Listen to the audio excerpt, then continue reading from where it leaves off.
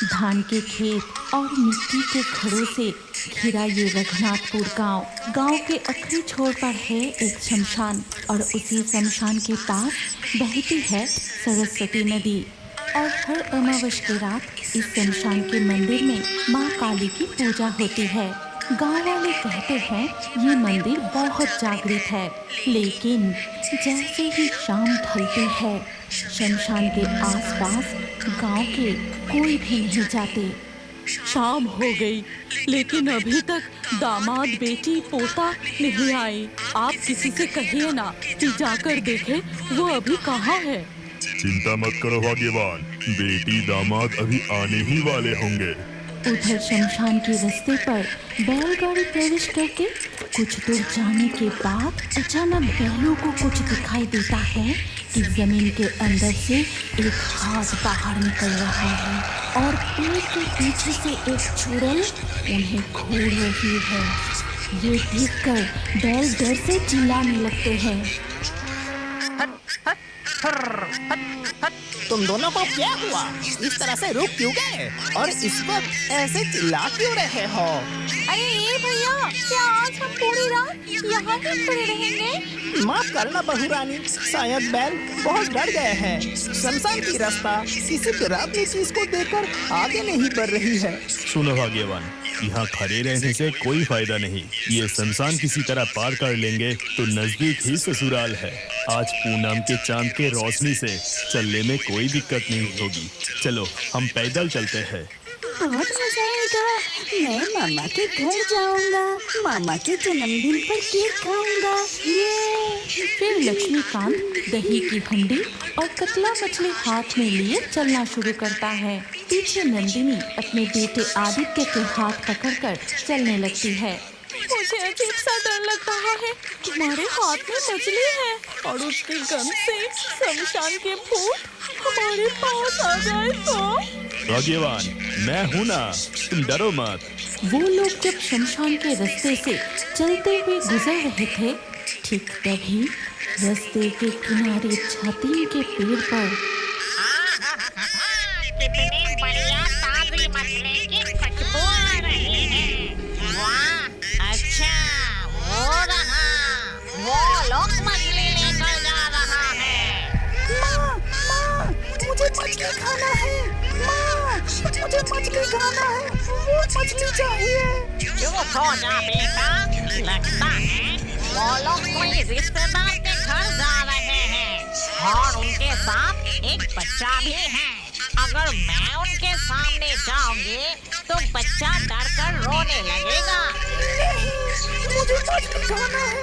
मुझे मछली खाना है। ठीक है बेटा, तू बैठ, मैं देखती हूँ कि छिपकर मछली चुराई जा सकती है या नहीं। ये कहकर चुड़ैल पेड़ से छलांग लगा के नीचे उतरती है। ये आवाज कैसी? इस सुनसान शमशान में ये आवाज किस दिशा से आई? भाग्यवान, तुमने सुना वो आवाज? हाँ जी, पीछे से ही वो आवाज आई। अरे बाप रे बाप, जल्दी यहाँ से चलो जी। चुड़ैल पेड़ की पीछे से अपना लंबा हाथ बढ़ाकर लक्ष्मीकांत के हाथ से मछली छीनने की कोशिश करती है। तभी वो दौड़ते हुए शमशान से भाग जाते हैं। हाय हाय हाय, ये क्या? मेरे लंबे हाथ मछली तक पहुंचने ही वाले थे कि ये लोग भाग निकले। नहीं, इनका पीछा करना पड़ेगा। माँ, दरवाजा खोलो, मैं नंदिनी। नंदिनी की आवाज सुनकर उसकी माँ दरवाजा खोलती है। मैं कब से तुम लोगों का इंतजार कर रही थी। इतनी देर तक कहाँ थी? वो सब मैं बाद में बताऊंगी। पहले अपने दामाद के हाथ से मछली और दही की हंडी लेकर रसोई में रखो। लेकिन चुड़ैल और उसका बेटा उनका पीछा करते करते जमींदार के घर तक पहुँच जाते हैं। माँ, मुझे अभी मछली खाना है। मुझे अभी मछली खाना है। रुको बेटा, अभी सब जाग रहे हैं। जब सब सो जाएंगे तब हम चोरी छिपे रसोई में घुसेंगे और तू जी भर के मछली खा लेना, ठीक है? रात में जब सब सो जाते हैं तब चुड़ैल और उसका बेटा चुपके से जमींदार की रसोई में घुसकर मजे से मछली खाने लगते हैं। सारी मछली खा लेने के बाद अचानक चुड़ैल की बेटे को ऊपर रखा एक केक दिखाई देता है। देखो कितना सुंदर केक है। मुझे केक खाना है, मुझे केक खाना है, मुझे केक खाना है। अरे तू चिल्ला मत, धीरे धीरे बोल। ठीक है, मैं वो केक लाकर देती हूँ। जैसे ही चुड़ैल अपने बेटे को वो केक देती है तब वो आहा, कितना सुंदर केक है। केक लेकर चलो, हम जमींदार के बगीचे के उस बड़े पेड़ पर बैठ के खाते हैं। अगले दिन सुबह जमींदार की पत्नी छाया, आज तो बेटे का जन्मदिन है, खीर बनाना होगा, जाकर देखती हूँ मालिनी क्या कर रही है। जमींदार की पत्नी गौशाला के पास जाके मालिनी से कहती है, अरे मालिनी, अभी तक दूध नहीं निकला। ये लीजिए मालकिन, हो गया। अब जाइए, मैं दूध की बाल्टी लेकर आती हूँ।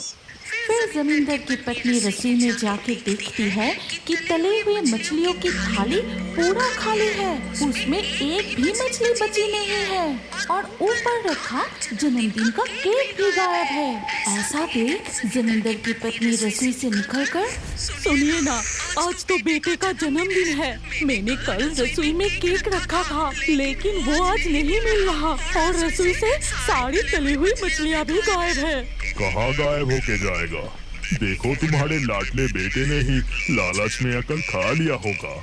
नहीं पिताजी, मैंने नहीं खाया। जन्मदिन का खाना खाने के लिए अपने लालच को रोक के रखा है। अरे आप विक्रम को इस तरह से क्यों बोल रहे हैं? हाँ, उसे खाना थोड़ा पसंद है लेकिन इसका मतलब ये तो नहीं कि वो ही सब कुछ खा गया।